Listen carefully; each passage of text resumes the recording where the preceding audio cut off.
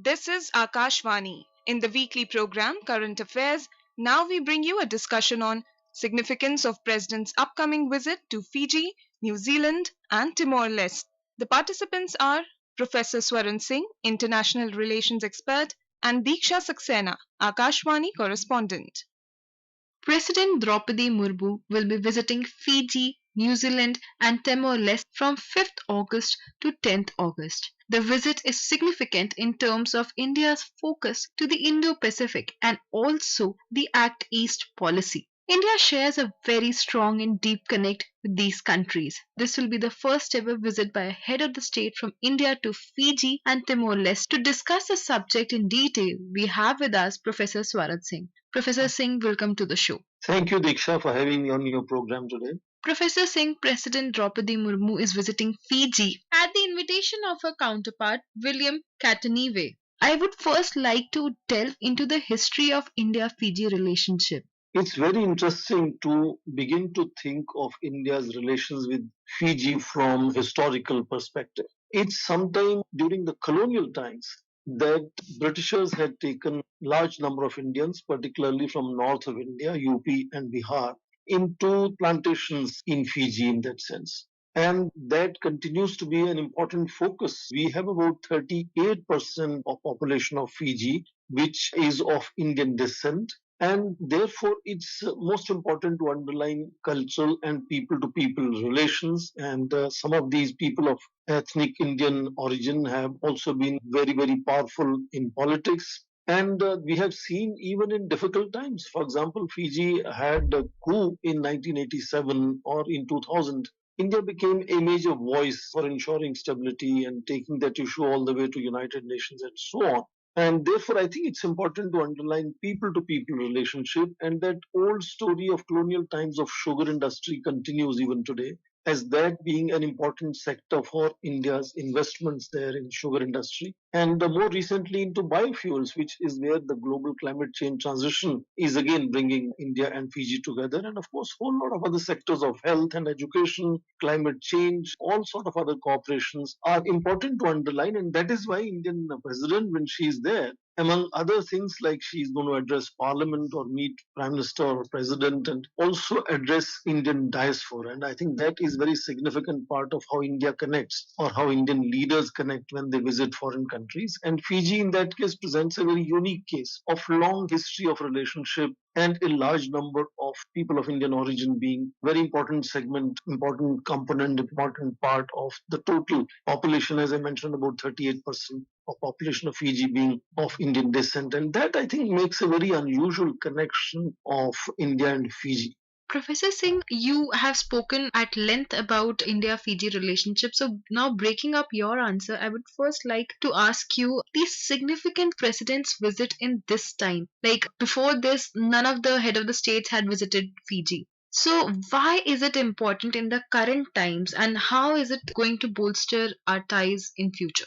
I think in that sense of strategic significance of Fiji for India, it is important to remember that this is the 10th year of India's Act East policy that was enunciated by Prime Minister Narendra Modi in the 9th East Asia Summit in 2014. And that has since expanded itself into India's Indo-Pacific strategy or Indo-Pacific vision, to which again Prime Minister had outlined India's vision in Shangri-La Dialogue in June of 2017. So Fiji forms a very important key player or hub in ensuring connectivity, ensuring maritime security and so on. And you remember the whole revival of relationship had happened during 2015 visit of Prime Minister Narendra Modi during the second summit meeting, India Pacific Islands Forum summit meeting. And in that sense, in contemporary times, I think in more recent times, Fiji has become an important strategic and defense partner of India. In 2017, we had a defense cooperation agreement, and there is also ISRO has a satellite tracking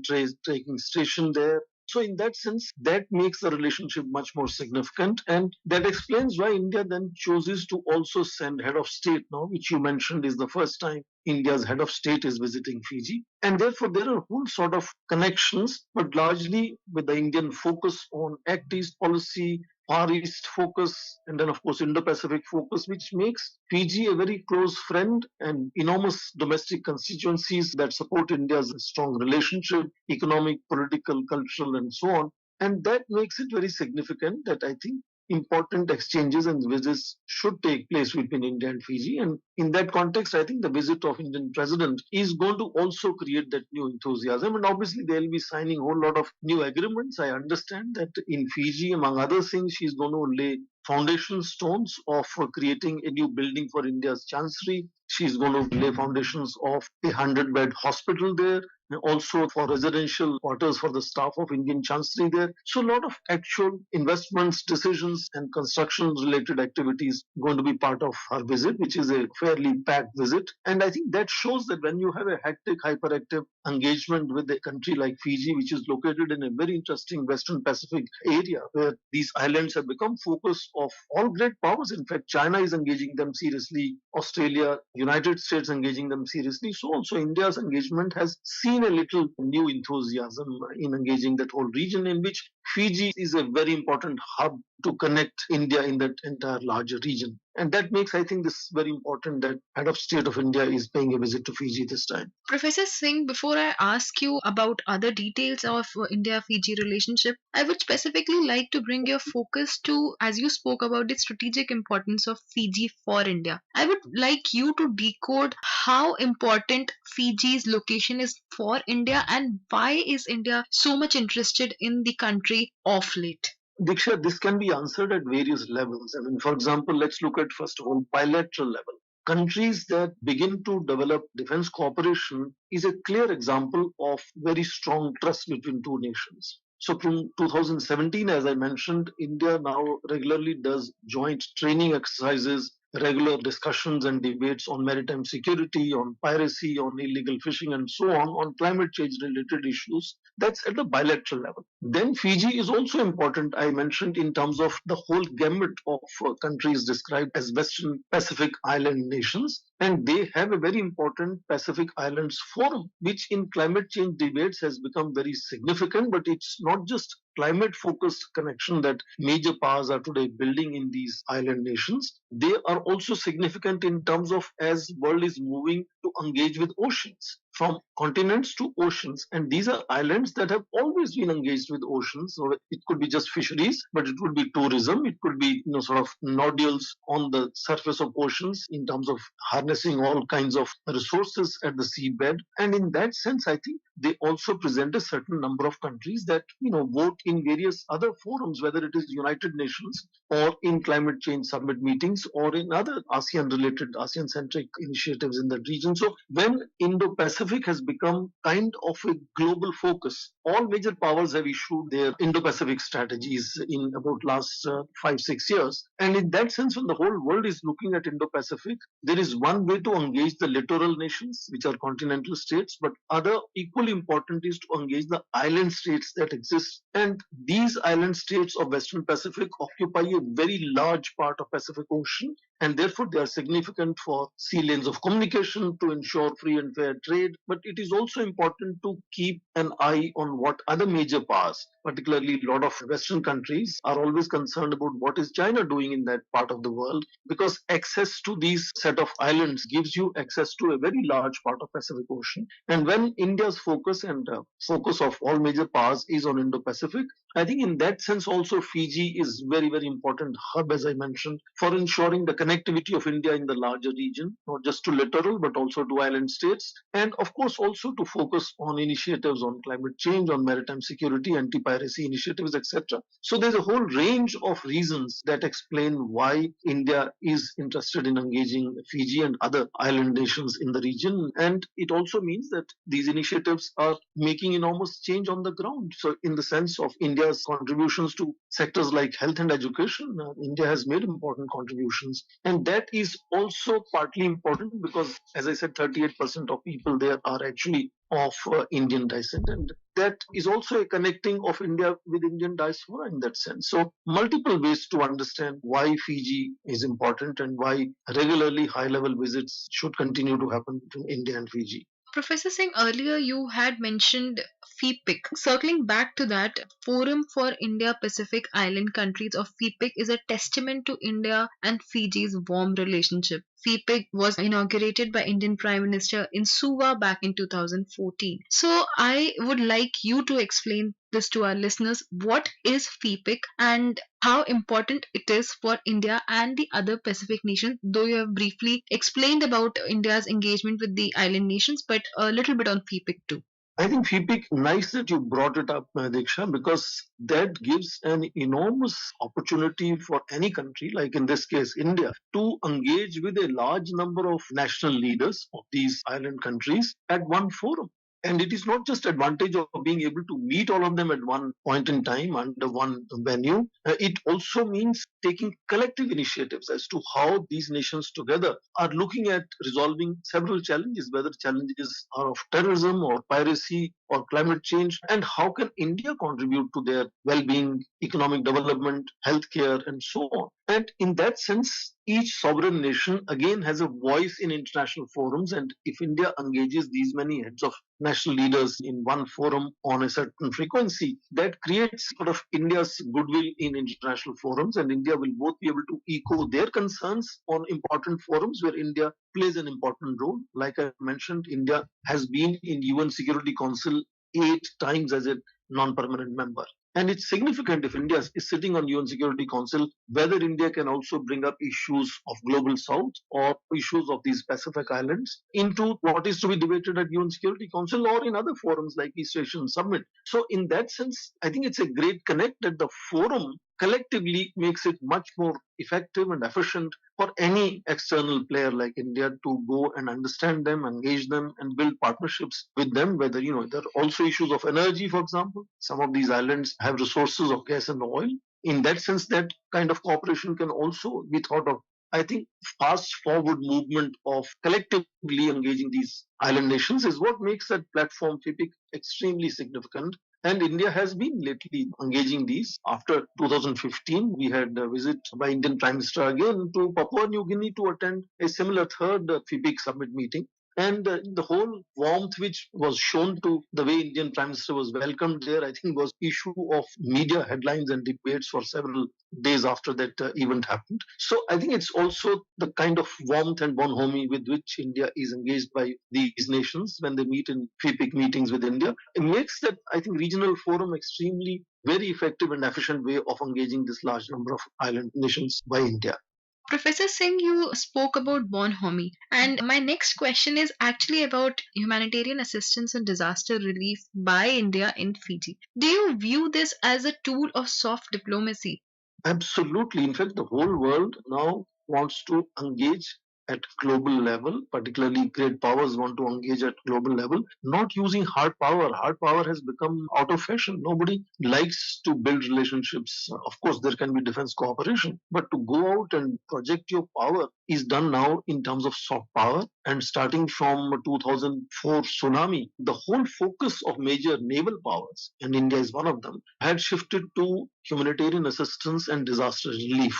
So, in fact, most of the naval exercises of major powers, for example, the Malabar naval exercises, where Australia, Japan, India, US together now do exercises. The focus of these exercises is primarily on how to ensure humanitarian assistance and disaster relief. And India always participate in such exercises. And the most recent example that comes to my mind is just 2 months back in May, there was a tragic landslide in Papua New Guinea, and India, along with Australia, Japan, US, immediately pledged about $5 million worth of aid, and on the ground, action is in place to provide relief to them. So, overall, I think when you look at the drift from land to oceans, maritime security and maritime domain awareness are areas which have become extremely significant. You see nations going out and focusing on humanitarian assistance and disaster relief as what major powers, major naval powers can deliver to several nations around the world, particularly to island states. And some of the island states who are literally seen as far away. Pacific Ocean is the largest ocean, and somewhere in middle are these island states, and it's not always easy to constantly, quickly access them. And in providing relief, time is at premium. Time is most significant. And therefore, if you can train your naval forces to go out and provide that kind of relief, and also equally issues of piracy and how to fight piracy problem in sea lanes of communication around the oceans. So I think that focus has clearly shifted where major naval powers are now contributing increasingly to disaster relief and humanitarian assistance, and India is really a very substantial player in that whole exercise. And when India looks at Indo-Pacific, of course, this whole littoral and island states remain an important focus of India building connectivity and maritime security along with these nations. Professor Singh, we spoke at length about Fiji, and now I would like to draw your focus to President's visit to New Zealand, the second leg of a three-nation tour. The visit begins on 7th of August and will continue till 9th of August. She is expected to hold a number of meetings and attend a number of programs in New Zealand. During her visit to New Zealand, she will be hosted by the Governor General Cindy Kiron and Prime Minister Christopher Luxon. I would also like to mention this that this will be the second visit by the head of Indian state to New Zealand after President Pranab Mukherjee visited the country in 2016. So again, my question to you is how do you view this visit of Indian president to New Zealand and how significant it is in the current global order? I think New Zealand also is very interesting because it also has a good number of people of Indian descent there. Nearly 2 lakh people. Actually, 175,000 plus people in New Zealand are those of Indian ethnic origin, of which interestingly 23,000 are students. New Zealand also is an important destination for Indian students to go for education there. But we also remember that during the time of Cold War, New Zealand, Australia, and US had a defense pact called ANZUS Pact, and therefore India had, at that time been non-aligned nation trying to avoid any military alliances, had kept a certain distance from New Zealand, Australia, and of course also United States in that sense. So there was a whole period of time when India did, for example, in 1952, diplomatic recognition was given to New Zealand, diplomatic ties were established. They would also sit together throughout that period in Commonwealth of Nations meetings. For example, both were British colonies at some stage, and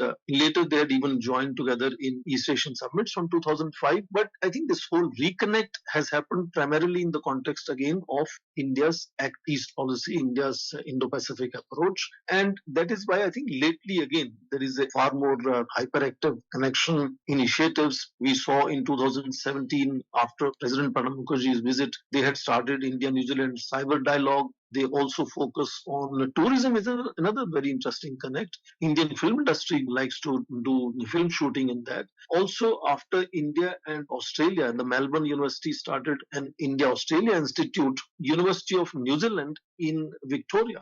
Victoria University also has set up since then what is called India New Zealand Research Institute, which has about 40 experts. So that's a dedicated institute that constantly works on how to enhance connectivity, how to build better relations between two. And therefore, I think it's not a too small state, but it's a small state compared to Indian population. But nevertheless, because there is a substantial amount of number of people who are of Indian ethnic origin, Indian students are there, and that I think is the constant connect that stays. They have embassies. India has embassy in Wellington. There's a New Zealand embassy in Delhi. Then there is of course honorary consulate in Auckland. Likewise, they have a honorary consulate in Mumbai. But there are also old tensions of military alliances where India was shying away. Now, when India is building partnerships, for example, when India finally withdrew from the whole this largest free trade area agreement called a Regional Comprehensive Economic Partnership (RCEP), this was one issue that came up between India and New Zealand or India and Australia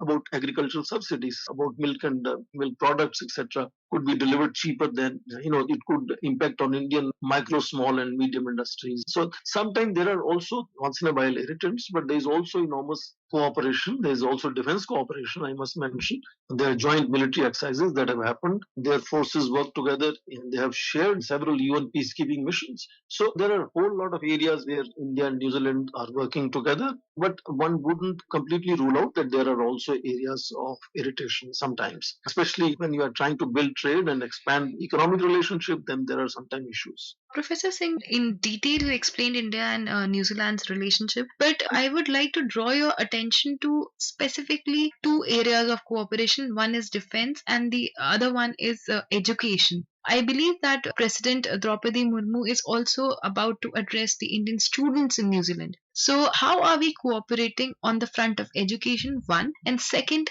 can you please discuss in detail about the defense agreements? I think, as I mentioned, that there was an initial reluctance because of ANSYS military pact that India wanted to stay away. But since then, there is a defense cooperation agreement between two states which allows them to do exchange of officers. For example, in our military institutions, we receive some of their officers. Likewise, our officers can go and attend their military institutions courses or join military exercises, then debates and discussions on common issues again, like dealing with piracy, dealing with climate change crisis, and so on. So there are a whole lot of areas where militaries work, and again, militaries when they do exercises, for example, they're not only focused on conventional war focus, etc., but there are a whole lot of other areas where they can work together. And as you mentioned, Prime Minister Murmu is going to address an education conference, address Indian diaspora, Indian students, and that is showcasing that India is trying to expand possibilities in education sector, in defense cooperation areas within these where they can easily work together. And I made mention of that New Zealand India Research Institute, which plays a very important role as it has about 40 plus dedicated people who are doing work on building that intersectoral connectivity between these two nations. So there is a constant effort on both sides to reconnect, and particularly when whole world is talking about India emerging now as being the fifth and soon to be fourth largest economy. There's a little impressive growth rates that India is showcasing. India is not only receiving more FDI, India is now going out and investing.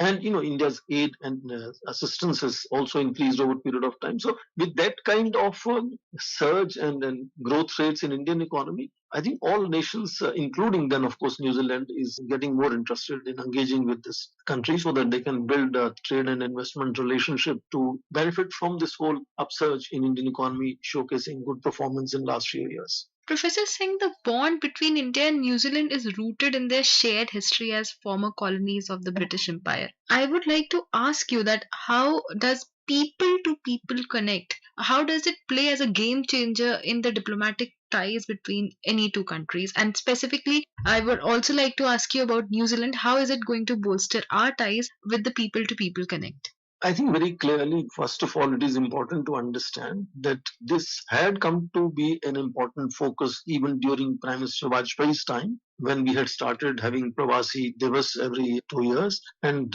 building that connect and celebrate people of Indian origin around the world who have made great strides in their own sectors. And that connect has, I think, been really catapulted much more strongly during Prime Minister Narendra Modi's prime ministership, starting from the very first visit to United States in September of 2014. Now, wherever Indian Prime Minister goes, he's made sure that connect with Indian community, both Indian citizens and people of ethnic origin of Indian subcontinent, must become strong bridge between India and all these other countries where Indian leaders visit. And therefore, when you have a country like New Zealand, where you have a good number of Indians or Indian origin people there, I mentioned about 175,000 people there are that of Indian ethnic origin, and about 23,000 Indian students are there. And with the growth rate of India's economy, all of these Indian diaspora people around the world feel much more proud in connecting with India, feel much more, enthusiastic in demonstrating, projecting that connect with India. And therefore, they become an important bridge between India and engaging with that local country. So we are now noticing that even during visits by Indian president, that connect is being privileged as an important event, and of the visit, a certain time should be allocated to Indian head of state also engaging with Indian community. And these people work in different sectors, and in many of these countries like New Zealand, they are also successful business people. They are successful in education, in even bureaucracy. They hold important ranks, and that, I think, germination of sense of Indian identity among them is going to help almost on day-to-day basis as to how to implement various initiatives that India and New Zealand want to take together. And that creates a very strong constituency in across several sectors in the host country where Indian head of state is visiting, where some announcements, some initiatives, agreements will happen when the head of state or when Prime Minister visits New Zealand.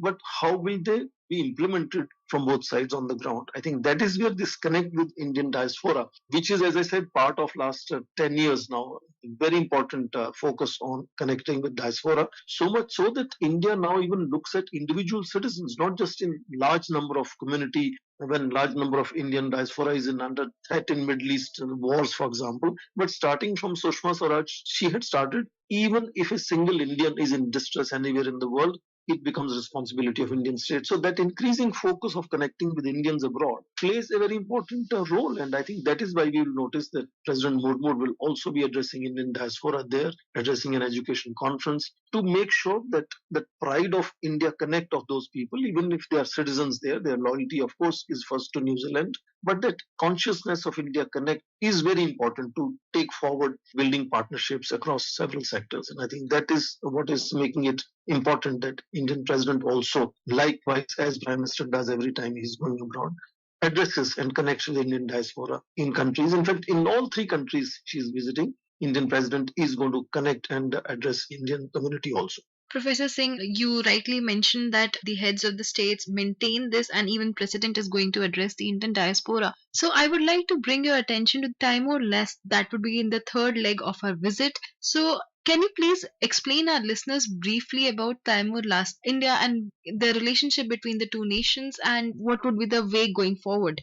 Timor-Leste is the latest nation to be independent now, and it's right now observer in ASEAN. It could become a full member. In fact, India last year announced that India will have its embassy in Timor-Leste in Dili. Capital is called Dili. And therefore, I think that connect also is becoming important. But again, that's interesting to see that even with what was earlier called East Timor or Timor-Leste now, India's connect is, early modern times, about 17th century onward. Indians had started reaching out to that part of the world, primarily in search of sandalwood. And of course, we shared the link of Portuguese colonialism. Both parts of India and Timor-Leste at that time was Portuguese colonies. In fact, at some stage, the viceroy of Goa used to be administering East Timor from here during 17th century. Goan missionaries would go to East Timor to, expand Christianity, Catholicism in that sense. And later, of course, Indians also went to East Timor during various wars as soldiers. They were sent there as bureaucrats, but also large number of people from here going there as immigrant labor. And that continued to be happening till almost end of 19th century. But more recently now, the relationship again is much more focusing on economic. India is engaging in terms of investing in gas and oil. Reliance Petroleum, for example, in 2006, since then is working and exploring gas and oil in 2 blocks. Then there is a good amount of presence of Tata Motors there. So economic relationship also is being evolved, and the diplomatic relationship. So far, I think it's the ambassador from Jakarta who covers Timor-Leste. But now we are also, I think, going to have Foreign Minister Dr. Jaishankar just announced in Vientiane again the commitment that we are going to open an embassy in Tili city of Timor-Leste. So I think it's again a new enthusiasm of India engaging with the larger region in which each of these states become very important key partners of India. And Timor-Leste also, I think, is latest entrant in that partnership of India in the region. Of course, as I said, relationship goes far back, but diplomatic, political, economic relationship is more recent and is again happening fairly fast. Professor Singh, we are also waiting to see Delhi Connect. MEA also spoke about today, and I would like to thank you for sparing your time and giving your valuable inputs. Thank you so much for participating in this discussion. Thank you, Diksha. You were listening to a discussion on significance of President's upcoming visit to Fiji, New Zealand, and Timor-Leste. The participants were Professor Swaran Singh, International Relations Expert, and Diksha Saxena, Akashvani Correspondent. This program was produced and presented by the News Services Division of Akashvani. You can listen to it on our mobile app, News on AIR. This program is also available on our YouTube channel, News on AIR Official. You may share your feedback about this program through email at airnsttalks@gmail.com or WhatsApp on 9289094044.